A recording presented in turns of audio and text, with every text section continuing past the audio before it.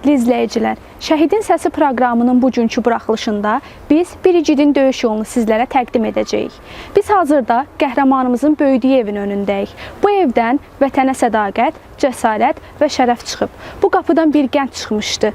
Xəyalları, arzuları, planları ilə. Mayor Abbas Rızaoğlu Qasımov vətən uğrunda canından keçən ilk pilot şəhidimiz. Bugün biz onun ruhu qarşısında baş əyirik. İndi isə şəhidimizin xatirəsinə həsr olunan video çarxı izləyək, daha sonra qaldığımız yerdən davam edəcəyik.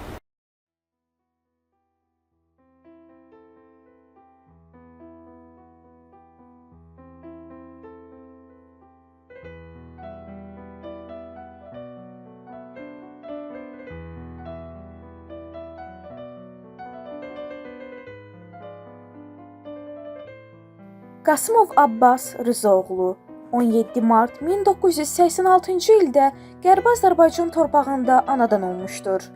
2003-cü ildə orta məktəbi fərqlənmə ilə bitirib, elə həmin ildə Milli Təhlükəsizlik Nazirliyinin akademiyasına daxil olur. Abbasın hərbi həyatı bundan sonra başlayır. 2007-ci ildə akademiyanı bitirən Abbas 4 il Azərbaycanın müxtəlif rayonlarında xidmət etmişdir. Xidməti dövründə xidmət rəhbərliyi tərəfindən dəfələrlə medal və fəxri fərmanlarla mükafatlandırılan Abbas, hazırki pilot vəzifəsinə təyinat alıb Bakıya qayıdır. İşini sevən Abbas vəzifəsini layiqincə yerinə yetirir. O, Füzuli rayonu uğrunda gedən döyüşlərdə qəhrəmancasına şəhid olur. Həmçinin Mayor Qasımov Abbas Rızaoğlu 27 sentyabr 2020-ci il Vətən müharibəsinin ilk pilot şəhidi oldu. 2 oğul övladı eyni Abbas kimi atasız qaldı.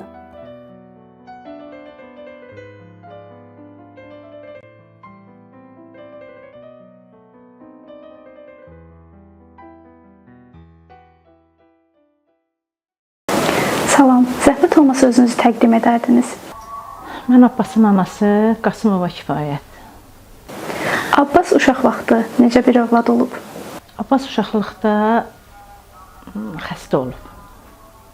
Abbas 3 yaşına qədər qızdırması düşməyib. Xəstə uşaq olub.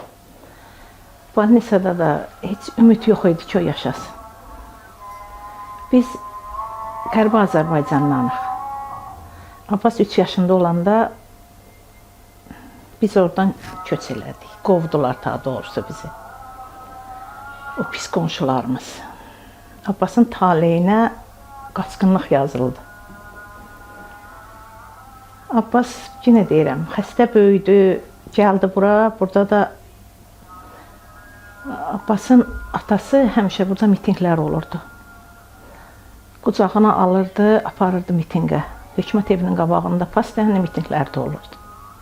Mən də hirslənirdim ki, uşaq da təzə-təzə elə bil 3 yaşında təzə yeriyirdi. Nəsə, burada müalicə elədik, yaxşı oldu. Yaxşı oldu. Belə Abbasın uşaqlığı belə keçib. Abbas yaxşı olandan sonra da Abbas o xəstə vaxtı məni xəstə kimi çox incitdi. Mən demək olar ki, ev üzü görmürdüm, elə balnisalarda olurdu. Amma böyüyən, biraz qanandan ya özünü biləndən sonra Abbas mənə çox bağlı olub. Çox bağlı olub. Abbas mənsiz dayana bilmirdi. Abbasın atası, Abbas 1-ci sinifə gedəndə Abbasın atası rəhmətə getdi.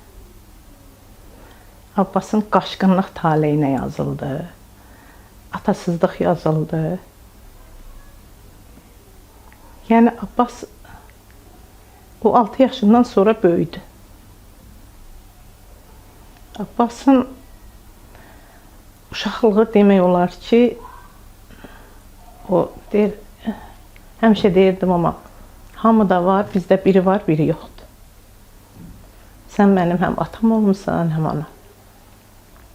Mən də çox əziyyət çəkmişəm, amma Abbas kimi uşaq böyütməyimə görə elə bildim, heç əziyyət çəkməmişəm. Abbas mənə çox bağlı olub, məni çox istəyir. 1-ci sinifə gedəndə 93-cü ildə atası rəhmətə getdi. 1-ci sinifə Abbası sentyabrda apardı atası. gedirdi. Yanvar ayı atası rəhmətə getdi. Abbas o vaxtdan yenə deyirəm, böyüdü, amma yaxşı oxudu. O məktəb illərində məni heç incitmədi. Heç bir müəllim demədi ki, sən uşağın yaxşı oxumur ya belə nadincdir. O sözü mən Abbasdan eşitmədim. Abbas məktəbi qurtardı. Getdi, daxil oldu ali məktəbə. Heydər Əliyev adına akademiyaya qəbul oldu. O böyüdükcə vətənə, torpağa bağlılığı necə yarandı? Bu yola necə qərar verdi? Abbas akademiyaya qəbul oldu. Abbasa bu hərbini sevdirən mən olmuşam. Bizim orada kəndimiz Zastavanın içində idi. Biz hərbi dərsi keçəndə gedib Zastavada keçirdik. Həftədə 2 gün olurdu. 2 günün ikisində 5-6 günlər 2 saat hərbi dərsi olurdu. Gedirdik Zastavada soldatların içində dərs keçirdik. Bunu o qədər danışırdım Abbas ilə, qıza da elə oturanda. Gecəni otururduq, danışırdım. Deyirdim, amma elə bir nağıl danışırdım mən onlara. Avtomatda belə söydük, belə yığdı. Elə ürəyində uşağa qarşı, elə bil vətənə qarşı, bir də oradan köçüb gəlməyimiz Abbasa pis təsir elədi. Abbas torpaq həsrətində yaşayırdı. Abbas arzusundaydı ki, gedəcəkdi. Mən də aparacaqam. Ona görə akademiyaya qəbul oldu. Qutaranda ixtisas seçimi olanda mən ona dedim, əməliyyatı seç. MT-nin akademiyasını dedim, əməliyyatı seç. Dedi, yox, mən istəyirəm sərhədçi olum. Sərhədçi olum ki, oradan o tərəfi görüm. Torpaqlarımızı görüm. Əvvəl-axır o torpağa gedəcəyik. Abbas da o hərbiyə qarşı o sevgi ondan yaranır. İçində onun hərbi var idi. Onun içində o tərəfə qarşı düşmənçilik deyim, hiddət mi deyim, var idi, onda var idi. O həmişə deyirdi ki, o Elçibəyi prezident seçəndə gəldi, ora divara Elçibəyin şəklini vurdu. Dedi, ata, Elçibəyi mən seçmişim. O ürəklə deyirdi. Ondan sonra Abbasda vətənə, yenə deyirəm, anıya, mən gəlinimə sual verdim ki, mən istəyərəm sənin oğlanların Abbası mən istədiyi qədər sən istəsin. Dedi, o qədər, gəlin dedi, o qədər sevgini mən istəmirəm. O qədər sevginin axırı qısa olur. Mən istəmirəm. Abbas məni o dərəcədə çox istəyir. Abbas akademiyada olanda bütün atalar gedirdi yanına. Karantində olanda. Obstandaydılar. Mən gecə işdən çıxırdım. Gedirdim, tək gedirdim. Qızla getməyə qorxurdum. Gecə gedirdim, qayıdırdım. Gedirdim Abbasa, deyirdim ki, Abbas, həftədə bir dəfə gedib görüb gəlirdim. Ata yox, tək gedib gəlirdim. Abbas deyirdi, amma biraz da qal. Deyə bilmirdim axı, gecikdi getməli. Evə gələndə dedim, amma mən indiyənə qədər atasızlığı hiss eləmədim. Amma akademiyaya girəndən sonra mən bildim ki, atam yoxdur. Hamının atası gəlirdi, mənim atam yoxdur. Yəni orada da, bax, hərbini qutarandan, məktəbi qutarandan sonra Zastavalara getdi. Mən o Zastavasını görmədim. Deyirdim, amma sən gəlmə. O elə bil uşaq yaşımdan böyüdü. Mənlə bərabər böyüdü. Mən Abbasdan heç incimədim. Çünki Abbas həmişə böyük oldu. Abbas mənim 30 illik sirdaşım idi. 30 illik atası rəhmətə getmişdi. Abbas mənim hər şeyim idi. Bacısı deyir, Abbas mənim atam idi, qardaşım idi. Amma mən Həm sirdaşımı itirdim, həm həyat yoldaşımı itirdim, həm atamı itirdim. Abbas evin hər şeyiydi. Son görüşünüz, son danışığınız və ən çox yadınızda qalan kəlməsi nə oldu? Abbasın axır həmişə Abbas evə girəndə toy bayram olurdu. Çünki çox vaxt evə gəlmirdi. Gedirdi səftə ilə, ayla, uşaqlar evə girəndə uşaqlar da sevinirdi, mən də sevinirdim. Çünki evin atası idi. Uşaqlar qaçırdı, mən də buradan otururdum, şəklini çəkirdim. İçəri girən kimi heç şəkillə xoşu gəlmirdi çəkməkdən. Heç. Elə xoşum gəlirdi, çəkirdim, uşaqlar biri qıçından yapışırdı, biri boynuna atılırdı. Çox gülərüz, çox belə baxanda deyirdin qara qabaqdı, amma içinə girəndə evdə, indi burada demək, gülmək, zarafatlaşmaq çox sevirdi. Bir sözlə bizimkilər ona deyirdi ki, sən toy adamsan. Bizim bacım, qardaşım hamısı ona deyirdi ki, toy adamsan. Ondan sonra dedilər ki, toyumuz necə olacaq, bizim məclislərimiz necə olacaq. O ancaq zarafat eləyirdi. Deyirdi, gülürdü, zarafat eləyirdi. O evə girəndə hamımız sevinirdik. Axırıncı dəfədə gəlib gedəndə çoxdan hazırlaşırdı. Elə arada söz atırdı, deyirdim, amma müharibə olsa, deyirdim, amma bulam gic-gic danışma, müharibə olar, müharibə olmaz. Deyirdi, valla birdən olar da, neyniyərsən? Dedim, işinə, neyniyəcəm? Mən də səndən bərabər gedərəm. Axırıncı gün gələndə dedi ki, mama, bizim elə bir yerləri koordinat, o yerləri dəyişdilər. Baxaq da görək sabah axırımız nə olur. 25-i gəldi, görüşdü bizlə. O vaxta qədər heç çox vaxt gəlmirdi. Heç uşağı birinci sinifə gedirdi. Özü birinci sinifə gedəndə atası rəhmətə getdi. Oğlu birinci sinifə gedəndə özü şəhid oldu. Oğlunu məktəbə apara bilmədi. İcazə vermədilər. Sentyabrın 15-i Rıza atasının adıdır. Rızanı gəlib məktəbə apara bilmədi. Dedi, mama, səhər-səhər çıxanda da həmişə yoldaşı yola salırdı. Mən durub pəncərədən baxırdım, oxuyurdum. Mənim yanımda siqaret çəkmirdi. Aşağı düşəndə pəncərəyə baxırdı ki, mən baxıram, siqareti gizlədirdi. Mənə əli ilə deyirdi, get, sağ ol. Həmin günü maşında durdu, baxdı, əl elədi ki, get, yat. Tez gedir, saat 4-də, 5-də. Sanqaçala gedir. Mən hələ axşam Abbasa dedim ki, Abbas, narahatsansa mən balam, dinəm mama korona tutubdu, getmə. Dedi, ay, mən niyə elə danışırsan, mənim samalyotum kim sürər? Sən mənə vətən xaini çıxartmaq istəyirsən. Sən xəstələnərsən də, sağalarsan da. Getdi, axşam idi, zəng elədi, saat 9-10-un yarısı belə. Danışdıq, dedi, güldü, axırda mənə dedi ki, mama mənə toy elə.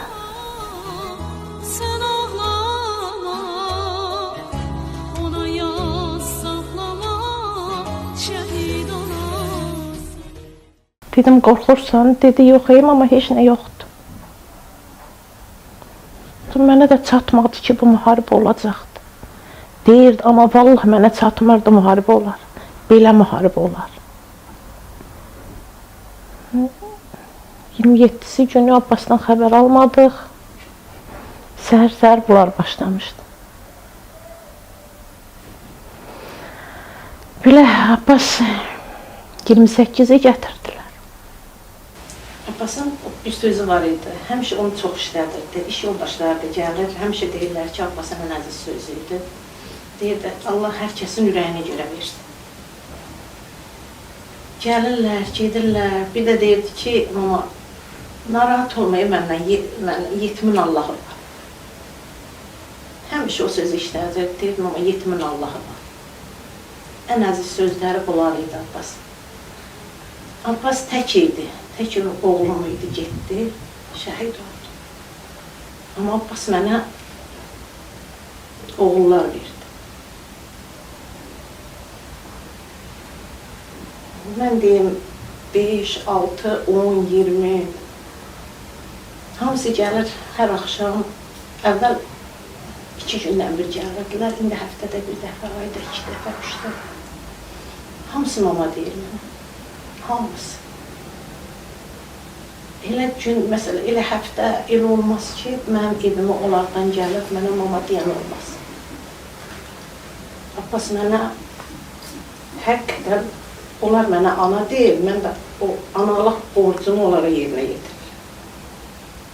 Ürəkdən onlar ana deyil, mən də onlara bala deyirəm. Həqiqətən Abbas mənə oğul, özü getdi, amma mənə oğul verdi.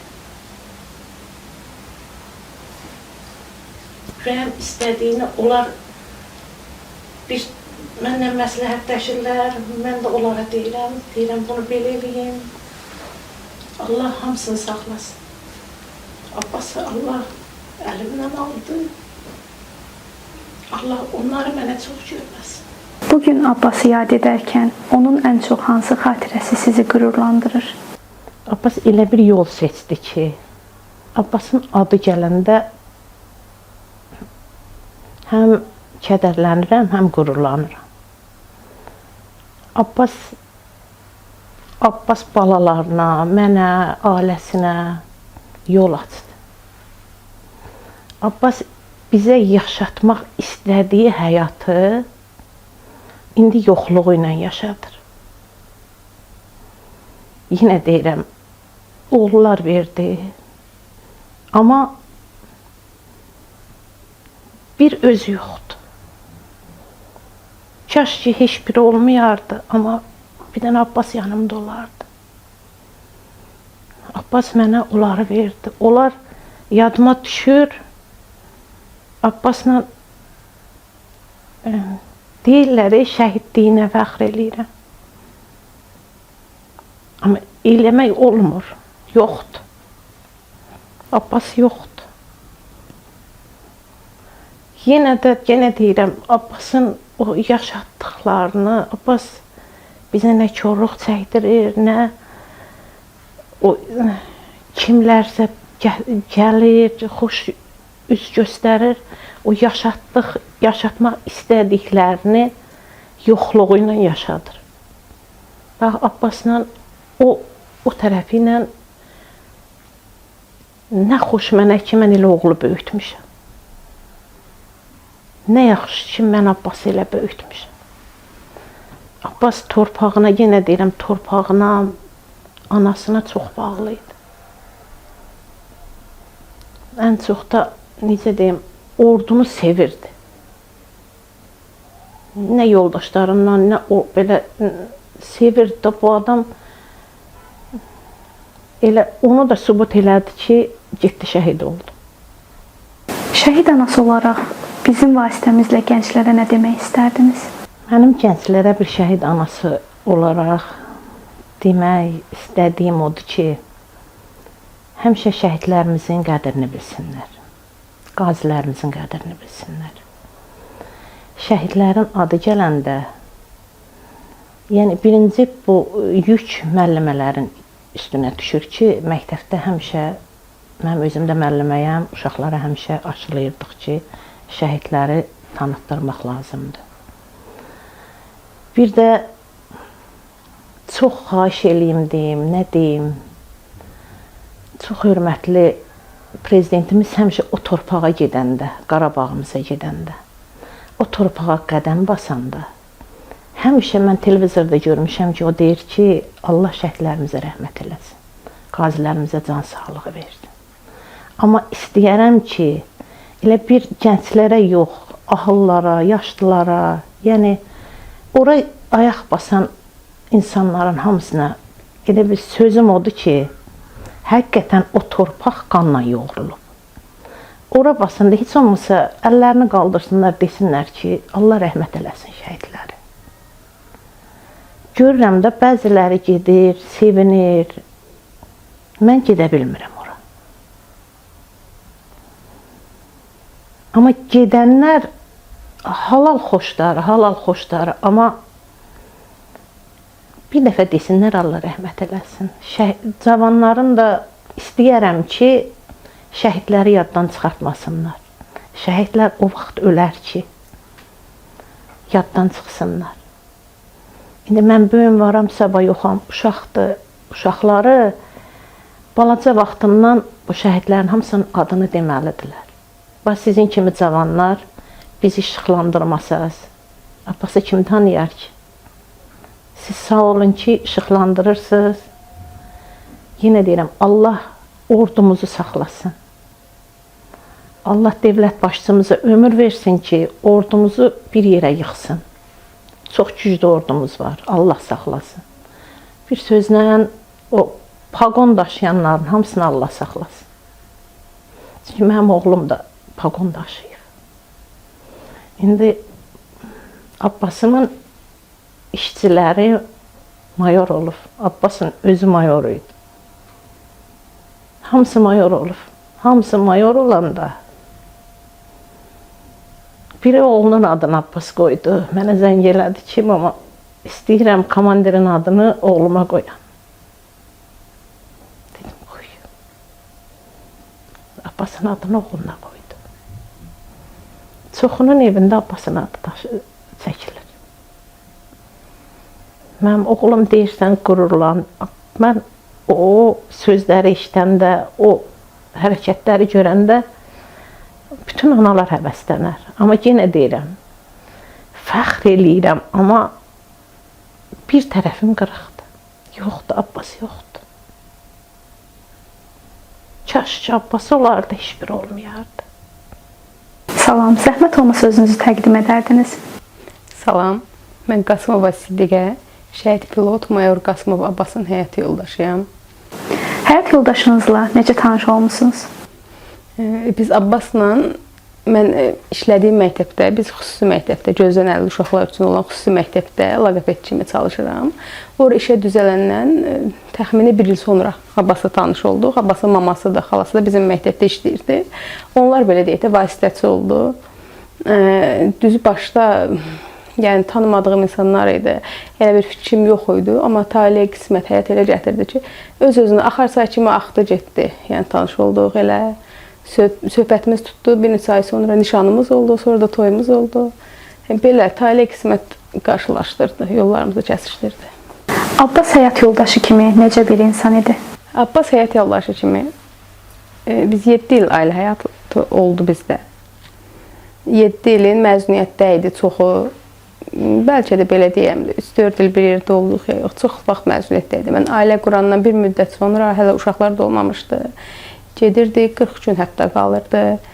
İşinlə bağlı ezamiyyətə gedirdi, gəlirdi. Yəni çox bir yerdə olmurduq. Amma həyat yoldaşı kimi Abbas hər tərəfli həm mülayim, həm sərt, yeri gələndə kömək eləyən hər şeyə canı yanan Abbas çox ürək yumşaq idi, çox ürək yumşaq insan idi.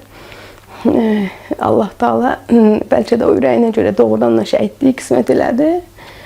Çox ürək yumşaq idi. Nə qədər heçdənsə, kim olur olsun, ailə olsun, kənardan olsun, nə qədər heçdənsə də ürəyi tez yumşalan adam idi. Çox ürək yumşaq idi. Hamıya, elə insanlara elə köməklər eləmişdi ki, gəlib evdə bir kəlmə deməmişdi ki, mən filan kəsə belə şey eləməmişəm. Bir kəlmə deməmişdi. Ondan sonra, şəhid olandan sonra həmin dostlara gəldi ki, Abbas bizə belə eləyib. Bunu eləyib və belə təəccüblə qalıram ki, yəni niyə heç nə gəlib deməyəsən evdə, ya başqa yerdə, heç nə. Sadəcə gizlin, öz arasında nə eləyib, orada qalmışdı elədiyi şey. Həyat yoldaşı kimin də Abbasla, yenə deyirəm, çox bir yerdə olmadıq. Uşaqlarına qarşı da qayğıkeş ataydı. Həmişə istəyirdi. Axır vaxtları, son vaxtlarda mən hiss eləmişdi, bilmirəm. Daima istəyirdi uşaqlarla bir yerdə olsun. Onda uşaqlar bağçadaydı. Oğlumuz birinci sinifə başlayanda şəhid oldu Abbas. Daima istəyirdi elə bağçadan qaça-qaça gələndə tez gəlsin, onu götürsün. Uşaqları bağçadan özü götürsün, bir yerdə olsun uşaqlarla. Onunla qurduğunuz xəyallarınız, arzularınız, planlarınız nələr idi? Abbasla ailəmiz üçün qurduğumuz xəyallar, arzular hələ ki elə böyük deyildi. Çünki yeni ailə qurmuşduq, uşaqlarımız balaca idi. Gələcək üçün arzularımız sadəcə övladlar üzərindən ola bilərdi. Həmişə Abbas istəyirdi ki, uşaqlar yaxşı təhsil alsın, yaxşı oxusun. Həmçinin əlbəttə bütün valideynlər kimi istəyimiz, arzumuz və indi mənim tək çalışdığım odur ki, uşaqların təhsili yaxşı olsun.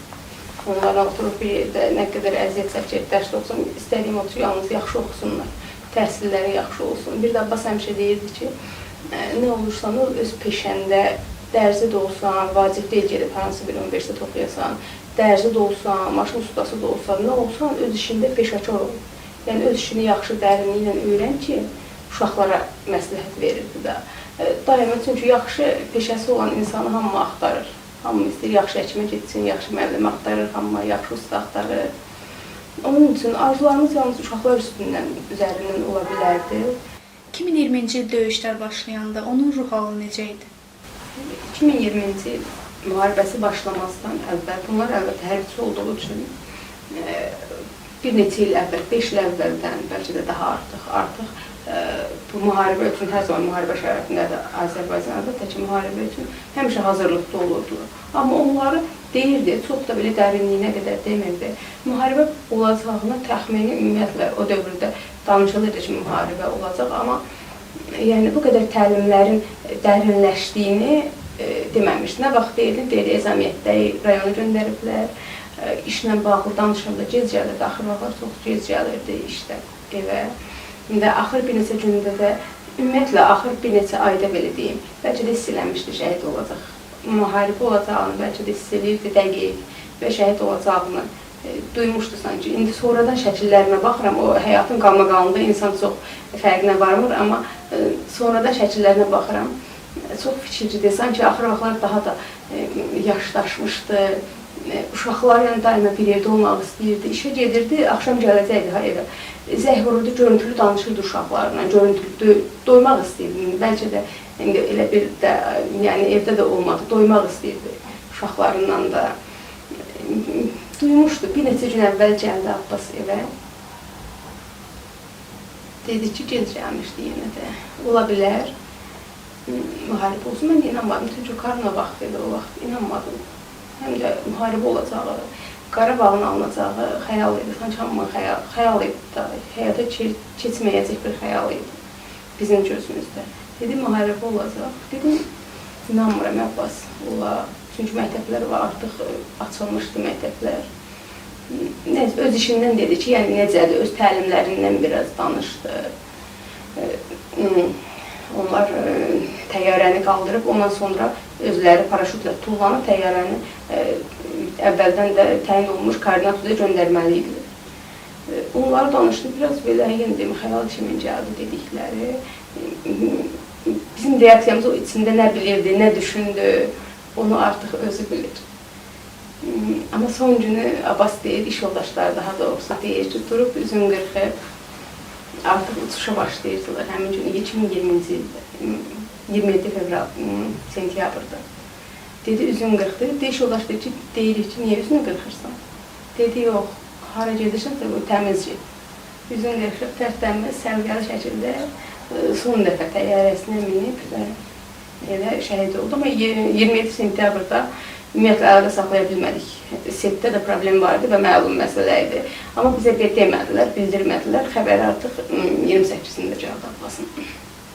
Yoldaşınızın şəhid olma xəbərini necə aldınız? Abbas 27 sentyabrda şəhid oldu, amma həmin gün həm setlə əlaqədar, həm də ki, məlum məsələ, yəni əlaqə saxlaya bilməsək də, bizə iş yoldaşları dedi ki, narahat olmayın, həm başqa yerdən də tanışlar dedi ki, narahat olmayın, heç nə yoxdur, yaxşıdır, sadəcə işlə əlaqədar telefona baxa bilmir, danışa bilmir Abbas. Rahatladıq çox. Mən də rahatdan dedim, hə, 100%, axşam da evə gəlib gedən oldu, dedik, hə, heç nə yoxdur, sadəcə əlaqə saxlaya bilmir. Amma artıq 28-də Abbas neytral bölgəyə düşmüşdü, onu oradan götürmək, onun üçün bir günlərini almışdı. 28-də artıq bizə Abbası yəni, götürəndən sonra bizə artıq dəqiq dedilər. Mən işə getməmişdim həmin gün, uşaqlar xəstə idi, evdə idim. bacısı gəldi, Abbasın bacısı gəldi evə. Dedi, mamaya nəysə olub, maşın vurub, amma bildim ki, yalandır. Yalan söhbət edir, evə girən kimi onun hava-havasından bildim ki, nə olub, Abbasa yoxdur artıq. Belə baldızım gəldi, ondan sonra da o qara xəbər doğrudan deyir, tez yayılır. Elə, evə elə tanıdıq, tanımadıq, hamı doluşdu evə, sonradan başladı cəmaatda insanlar gəlməyə. Artıq həmin gün biraz qarama qarışıqdır, nə yadımda qalıb, yadımda qalmayıb. Yəni xəbərini elə aldım, bildim ki, yox, artıq yoxdur. Olsa da Abbas 100% əlaqə saxlayardı. Bugün Abbasın xatirəsini necə yaşadırsınız? Onunla bağlı dəyərli əşyanız ya xatirəniz varmı? Abbasın bugün xatirəsini əlimizdən gəldiyi qədər, hər yerdə yaşatmağa çalışırıq. Ailəsi olaraq, yaxınları olaraq, dostları olaraq, tanıdıq, tanımadıq insanlar olaraq, elə yerlərdən elə tanışlar çıxır ki, başqa ölkədə də olsa, Abbasın elə yerdən elə tanışları çıxır ki, onun vaxtında elədiyi o yaxşı əməllər indi onun xatirəsini yaşadır. Həmçində biz əlimizdən gəldiyi qədər Abbasdan qalan ən dəyərli, ondan qalan varlıqlar, övladlarımız da əlbəttə ki, digər də hər şeyi, paltarı, heç nəyin düzü, Abbasın çiftliyi rəhməti gedində əşyalarını verirsən, bir neçə dənəsi göndərdim, amma hamısını saxladım. İndi oğlan uşaqlar var, böyüyəndə istəyə biləcəklərlə. İş paltarlarından, muzeyə, Zəfər muzeyinə, İstiqlal muzeyinə, medalları, paltarları, sertifikatları, hamısını yəni ora verdim, bəziləri də evdə qaldı. Əşyaları, bütün əşyaları demək olar ki, evdədir, heç nəyin atmadı. Hər şey, şəkillər, hər tərəfimiz, hara dönürük, yeni deyirəm, tanıdıq, tanımadıq, bəzən elə bir şərəfdə, elə bir yerdə, Abbasdan, yəni heç ummadığımız yerdə tanış çıxınca mən Abbası tanıyırdım. Deyirəm, ay Allah, Abbası haradan tanıya bilər, filan yerdən tanıyırdıq. Tanıyan insanların heç biri də bir kəlmə də olsa demir ki, məsələn, Abbas filan yerdə mənim xətrimə dəydi, ya onunla pis nəysə bir hadisə keçib aramızda, heç nə, elə bir xoşa gəlməz, heç nə yoxdur. Yəni, arxasında elə adı qoydu, elə böyük ömrü yaşamadı, 34 il yaşadı. Abbas artıq şəhid olandan sonra 35-ci yaşı oldu. Yəni, bu yaşadığı qısa müddətdə belə, indi bilmirəm, bəlkə də atasız böyümüşdü özü, odur, ümumiyyətlə, xarakteri, ürəyi, bayaq dediyim kimi, onlar da onu bura gətirib çıxartmışdı, amma arxasında bir dənə xoş olmayan, naxoş bir insan, xətirə dəydiyi bir insan qoymamışdı. Düzdür, biraz coşqun öydü, coşurdu, yenə deyirəm, kimi əsəbləşdirdi, yenə də könlünü almağı bacarırdı. Ya sakit şəkildə, ya elə könlünü alırdı ki, necə deyim, qarşıdakı da xətrinə dəymirdi. Həmçinin qırıq könül də arxasında qoymurdu. Övladlarınız atası ilə bağlı nələr danışırsınız? Onu necə xatırlamalarını istəyirsiniz? Övladlarıma əlbəttə xatirələrimizi danışıram, amma çox qəribə haldır ki, Abbasdan sonra mənim xatırlamadığım xatirələri belə böyük oğlumuz Əlirza xatırlayır. Bəzən şeyləri deyir ki, ata ilə bu şey elədik, o şey elədik. Mən özüm təəccüblənirəm ki, çünki balaca idi, 6 yaşı var idi. Yəni, onları xatırladığını indiyə qədər deməmişdi. Yəni, atası şəhid olana qədər deməmişdi. Atasından sonra sanki o beyin o dərinliklərində olan bütün xatirələr üzə çıxdı. Çünki qalan 3-5 xatirədir, elə bir ömür yaşamadılar. Balaca oğlumuz 4 yaşındaydı, balaca oğlumuz. Onda indi o çox şey xatırlamır ümumiyyətlə. Belə arada Abbasın məsələn səsi mesajlarında qalıb səsləri, onları qoyuram. Özüm də bəzən elə bir adam ürəyindən keçir də istəyirəm səsini eşidim. Elə bir də hər yerdə Abbasın məsələn biraz balaca vaxtı uşaqları göydə bir dəfə gedirdi, harca bir parlaq bir ulduz vardı. Dedim, ata oradadır. Nə vaxt göyə baxsaz, baxın, ata oradadır. Həmişə bilirlər, nə vaxt deyirəm, deyir, hə, bilirik də yanımızdadır, ata yanımızdadır. Həmişə bilirlər ki, ata yanımızdadır hər şeydə. Amma yenə də düzdür, istəyirlər, uşaqdır, insandır. Həyatdakı ən böyük arzuları odur ki, hə, bilirsən də, məsələn, ay canlı deyirəm, nə istəyirsən? Deyəndə, bilirsən də, nə istəyirəm birinci, yəni ata yanımız olsun, ata qayıtsın, amma atalarını həmişə xatırlayırlar, çox gözəl xatırlayırlar, ataları nələr eləyiblər. Biz ata ilə oynayırdıq, belə deyirdik, gülürdük, hər şeyi xatırlayırlar ataları ilə bağlı.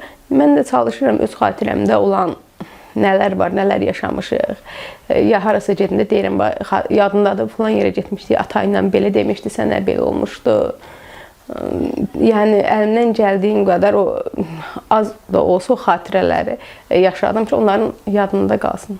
Bir insanın həyatı həm ailəsinin, həm də millətinin yaddaşına çevriləndə o artıq ölmür. Şəhidin Səsi proqramının bugünkü buraxılışında Şəhid Abbas Qasımovun həyatına, dəyərlərinə və ailəsinin sevgi dolu yaddaşına şahidlik etmiş olduq.